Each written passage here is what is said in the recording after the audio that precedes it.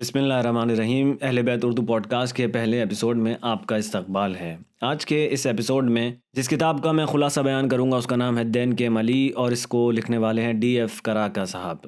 D F کراکا صاحب مذہبی اعتبار سے ہندوستان کے ایک پارسی خاندان سے تعلق رکھتے تھے اور آکسفورڈ یونیورسٹی سے تعلیم یافتہ تھے۔ اس کے علاوہ پیشے کے اعتبار سے وہ صحافی تھے، اور توجہ طلب بات یہ ہے کہ مذہب کے لحاظ سے جیسا کہ انہوں نے خود بیان کیا ہے، وہ تقریباً اپنے آپ کو ایک لا مذہب سا انسان جو ہے وہ بیان کرتے ہیں۔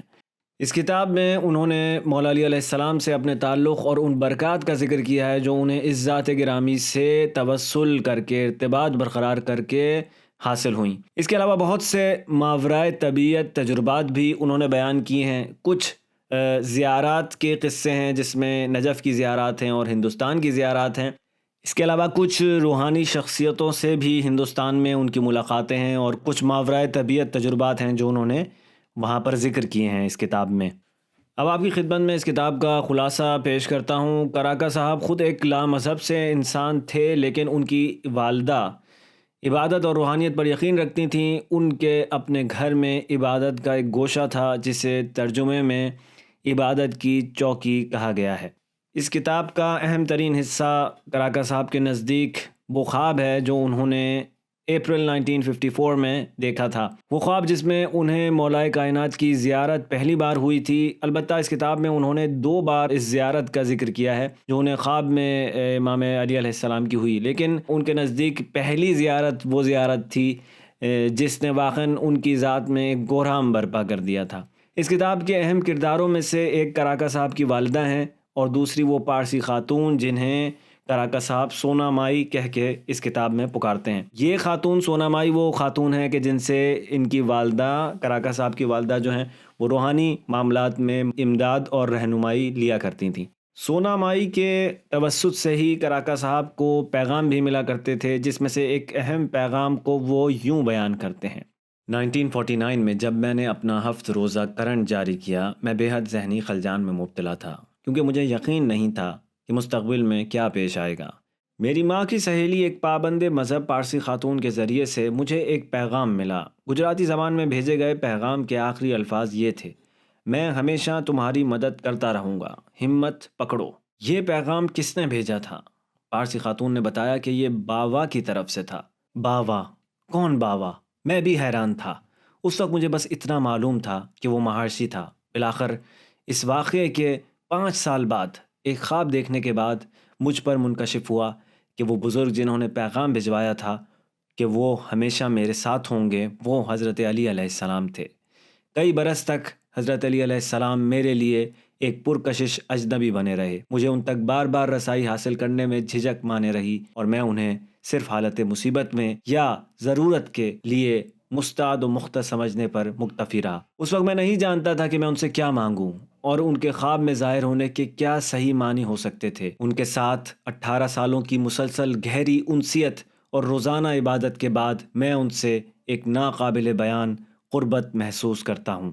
کراکا صاحب نے جب وہ مولا علی علیہ السلام کی زیارت والا خواب دیکھا تو صبح اٹھتے ہی انہوں نے سب سے پہلے سونا مائی کو فون کیا اور اپنا یہ خواب سنایا۔ میں نے اسے بتایا پوری جزیات کے ساتھ، حتیٰ کہ میں اس موڑ تک آ گیا کہ جب لوگ پہلی دفعہ خواب میں آہستہ آہستہ پکار رہے تھے: حضرت علی، حضرت علی۔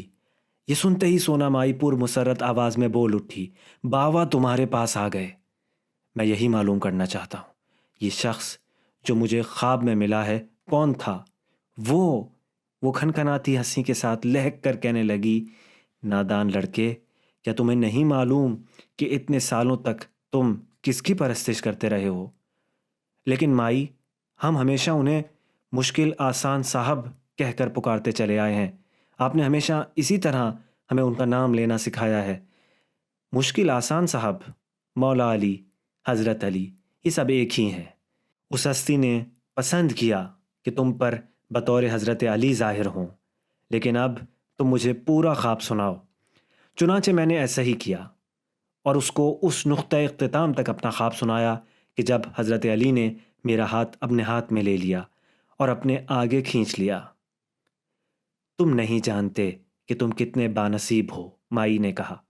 فی الحال اپنے خواب کا تذکرہ کسی سے نہ کرنا۔ کیا اپنی بیوی سے بھی نہیں؟ البتہ تم اسے بتا سکتے ہو، لیکن باقی سب کو نہیں۔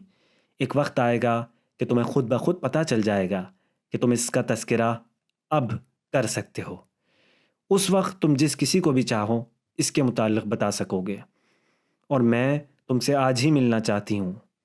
میں اس کا پورا ذکر پھر سے سننا چاہتی ہوں۔ میں اس شخص کو دیکھنا چاہتی ہوں کہ جس کو میرے مولا علی نے زیارت سے فیضیاب فرمایا ہے۔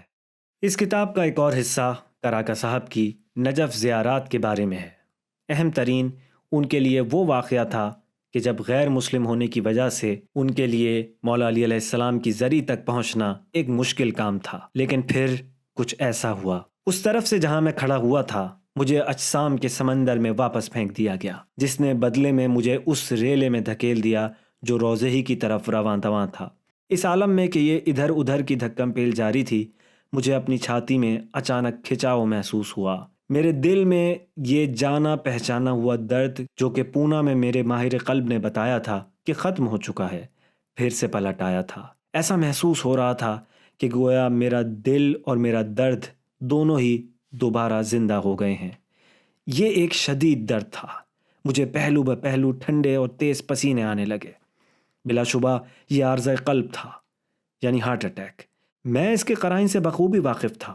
میرے اندر قوت مدافعت ہی نہ رہی، میرے اوپر غشی طاری ہونے لگی۔ اچانک مجھے احساس ہوا گویا مجھے کسی مضبوط ہاتھ نے پیچھے سے پکڑ کر آگے دھکیلا اور فی الواقع صحن سے اٹھا کر روزے کے اندر پھینک دیا ہے۔ میں نے ٹھوکر کھائی اور گھٹنوں کے بل گر پڑا۔ فرش پر پڑے ہوئے میں نے چپلیں اتاری اور قبل اس کے کہ یہ سوچتا کہ میں کدھر جاؤں، مجھے نادیدہ ہاتھوں نے اٹھا لیا اور مجھے کھڑا کیا اور حقیقتاً اٹھا کر مجھے روزے کے اندر پہنچا دیا۔ میرا جسم ایسا نہیں ہے کہ آسانی کے ساتھ اٹھ جائے، لیکن کسی نے ایسا کر دکھایا۔ میری آنکھیں جو درد کی وجہ سے بند تھیں کھل گئیں اور میرے ہاتھ ناطاقتی کے سامنے پھیل گئے۔ معجزانہ طور پر اسی لمحے میرا درد کافور ہو گیا اور ہتھیلیاں پھیلا کر کھڑے ہوئے میں نے بے اختیار یہ الفاظ ادا کیے: یا علی، میں حاضر ہوں۔ پھر کسی نے مجھے مزید نہیں دھکیلا۔ میں آہستگی سے آگے بڑھتا گیا۔ میرے آگے راستہ کھل گیا تھا۔ جو ہی میں نے نظر اٹھا کر گنبد کی طرف دیکھا جو اپنے ہزاروں دمکتے آئینوں جن میں زری کے ساتھ بندھے ہوئے لہراتے سبز ربنوں کے عکس جگمگاتے ہیں، مجھے محسوس ہوا کہ گویا میں ایک ایسے غار میں ہوں کہ جس میں ہیرے اور زمرد ٹکے ہوئے ہیں۔ یہ ایک پرشکوہ نظارہ تھا۔ میں لوگوں کے ساتھ آگے بڑھتا رہا، ان کی زری اقدس کے گرد طواف کیا، جانب سر سے گزرا جہاں ان کے روضے کے خدام کو کھڑا دیکھا۔ کراکا صاحب کی داستان کے حوالے سے ایک اور اہم نقطہ جو بیان کے قابل ہے وہ یہ ہے کہ کراکا صاحب نے حضرت علی علیہ السلام کو بابا کہنا شروع کر دیا تھا۔ وہ اس معاملے کو نجف کی ایک زیارت کے موقع پر اس طرح سے بیان کرتے ہیں: یہ نجف میں اس شام کو غروب آفتاب کے ان لمحات کی بات ہے کہ جب میں نے عاجزی اختیار کرنا سیکھی کہ جس کے بغیر حضرت علی علیہ السلام سے قربت حاصل ہونا ممکن نہ ہوتی۔ یہ روح کی ایک حلیمی ہے۔ اس کا مفہوم بندگی یا چھیل اور رگڑ کر ہمواری دور کرنا یا ان طاقتوروں کے دسترخوانوں سے گرتے ہوئے روٹی کے ریزوں کا انتظار کرنا ہرگز نہیں ہے۔ تب سے یہ نزدیکی جو میں نے حضرت علی علیہ السلام کے لیے محسوس کی ہے، یہ ویسی ہے جو ایک شیر خوار بچہ اپنے والدین کے لیے فطرتاً محسوس کرتا ہے کہ جس کا وہ مرہون ہوتا ہے۔ میں ابتدا میں انہیں باوا کہہ کر پکارا کرتا تھا، جو کہ ایک گجراتی لفظ ہے جسے میں نے بناوٹی محسوس کیا۔ نجف آنے کے بعد اس عربی ماحول میں جب میرا خواب متشکل ہو گیا اور اس میں نظر آنے والے لوگ اب میرے لیے اجنبی نہ رہے تھے، میں نے انہیں بابا کہنا شروع کیا، جو عربی زبان میں باپ کے لیے بولا جاتا ہے۔ میں اب پہلے سے بڑھ کر ان کی مانتا ہوں، چاہے اس بات کی کوئی توجیہ نہ کی جا سکے، لیکن میں محسوس کرتا ہوں کہ میں ان کے خاندان سے وابستہ ہوں۔ حیرت انگیز طور پر ایک خالصتاً ذاتی نسبت جس میں تبدیلی مذہب کا کوئی عمل دخل نہیں ہے۔ میں اسی طرح پارسی ہوں کہ جس طرح پیدا ہوا تھا۔ اپنے اس پوڈ کاسٹ کا اختتام میں اس نقطے پر کرنا چاہوں گا کہ یہ کوئی مذہبی کتاب نہیں ہے، نہ ہی ہمیں اس کے ہر ایک حصے سے اور کراکا صاحب کی ہر ایک بات سے متفق ہونا ضروری ہے۔ البتہ مولا علی علیہ السلام کے ایک چاہنے والے کی حیثیت سے کراکا صاحب کی یہ کتاب دلچسپ اور متاثر کن ضرور ہے۔ آپ کی سماعتوں کا شکریہ۔ خدا حافظ۔